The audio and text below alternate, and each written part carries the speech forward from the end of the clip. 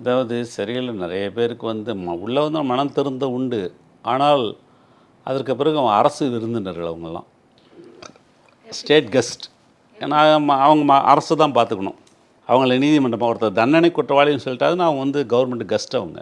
Sir நாங்கள் படத்துலலாம் வேறு மாதிரி இல்லை சார் பார்க்குறோம். பொட்டு பின்னி எடுப்பாங்க, வேலை செய்யணும், டாஸ்க் கொடுப்பாங்க.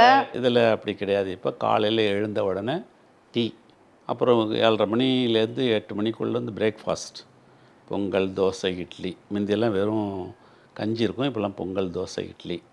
அதே போல் வந்து 11:30லேருந்து 12க்குள்ளே மத்தியானம் சாப்பாடு. சாம்பார், ரசம், பொரியல், சப்பாத்தி இதெல்லாமே ஒரு இது வந்துடும். 4:30 மணிக்கு பச்சை பயிறு இல்லைன்னா வறுத்த வேர்க்கடலை, அவிச்ச வேர்க்கடலை, இந்த மாதிரி பயிறு வகைகள். அப்புறம் நைட்டு டின்னர் வந்து சப்பாத்தி இல்லை சாப்பாடு, ரசம், மோர் எல்லாமே கொடுத்துருவாங்க.